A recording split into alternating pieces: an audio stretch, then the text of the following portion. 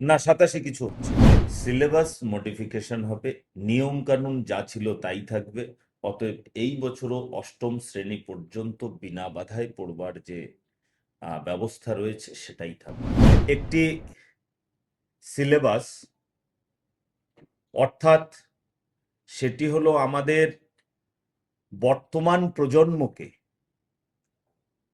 কি করে আজকের এবং আগামী দিনের, মূলত আগামী দিনের, কারণ আজকে যারা ছাত্র আছে তাদের মধ্যে ছাত্র তো 3 বছর থেকে শুরু হয়ে, আমি যদি বিদ্যালয় শিক্ষা ধরি সেটাই 18 বছর পর্যন্ত তারা বিদ্যালয় শিক্ষার মধ্যেই থাকে। তো তারা আগামী দিনের নাগরিক, আবার যারা উচ্চ মাধ্যমিক পড়ছে তারা আজকের দিনেরই নাগরিক। তো সেই ছাত্র সমাজকে কি করে আজকের এবং আগামী দিনের উপযোগী করে গড়ে তোলা যায়, তার জন্য যে শিক্ষা পদ্ধতি, যে বিষয়, সেগুলোই সিলেবাস কমিটি তৈরি করবে। তো এখানে সেই বিষয় নিয়ে আলোচনার জন্য আমরা একটা কমিটি তৈরি করেছি।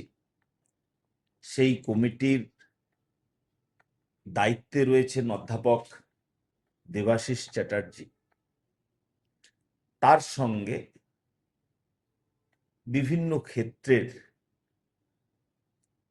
মাননীয় শিক্ষাবিদগণ সেখানে আছেন।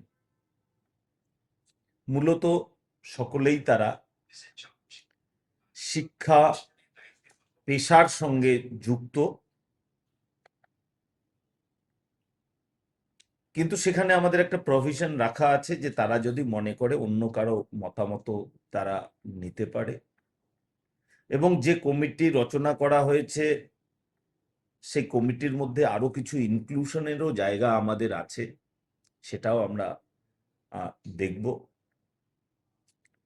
2027 শিক্ষাবর্ষের জন্য মূলত যে সিলেবাসটা এই মুহূর্তে রয়েছে সেই সিলেবাসটা রিভিউ করা হবে। জাস্ট একবার দেখে নেওয়া হবে যে সেই সিলেবাসের মধ্যে সামান্য কিছু রদবদল হতে পারে।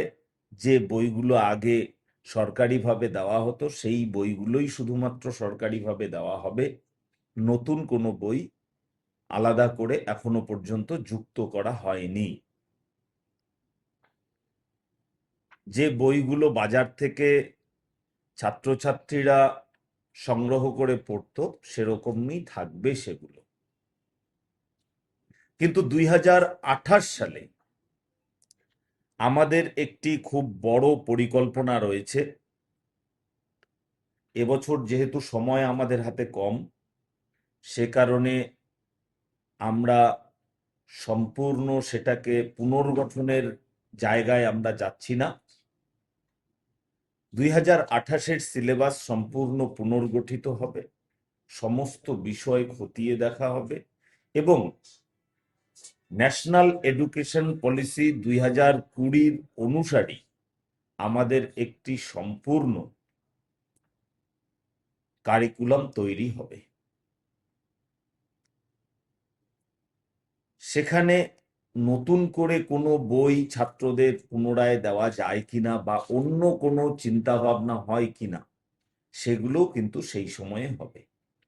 আমাদের 2028 সালের জন্য যে কারিকুলাম ফ্রেমওয়ার্ক তৈরি হবে বা যে সিলেবাস তৈরি হবে সেটির ড্রাফট সম্পূর্ণ হওয়ার পরে আমরা সেই ড্রাফট সম্পূর্ণ পাবলিক ডোমেনে দিয়ে দেব এবং সমগ্র সমাজের কাছে, তার মধ্যে অবশ্যই এডুকেশনিস্টরা থাকবে, বিভিন্ন টিচার্স অর্গানাইজেশন থাকবে, বিভিন্ন স্টুডেন্টস অর্গানাইজেশন থাকবে, বিভিন্ন পলিটিক্যাল অর্গানাইজেশন থাকবে। প্রত্যেকের কাছ থেকে আমরা সে সময় মতামত চাইব এবং তাদের প্রত্যেকের মতামত সিলেবাস কমিটি যেমন সেগুলো পর্যালোচনা করবে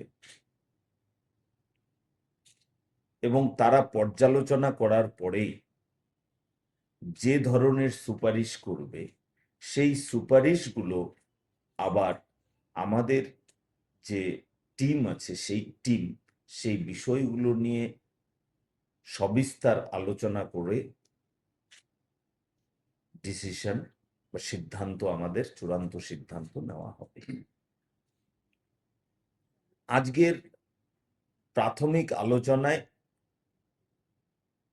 আমাদের সিলেবাস কমিটিতে যারা আছেন তারা যেমন উপস্থিত হয়েছেন বা তাদেরকে যেমন ডাকা হয়েছে, তেমনি আমাদের বিভিন্ন বিশ্ববিদ্যালয় বা শিক্ষা প্রতিষ্ঠান সহ শিক্ষানুরাগী যে সমস্ত বিশিষ্ট ব্যক্তিরা রয়েছে তাদেরকেও আজকে আমরা আহ্বান জানিয়েছি। আমাদের বিদ্যালয় শিক্ষা বিভাগের বিভিন্ন আধিকারিকরা সেখানে ছিলেন।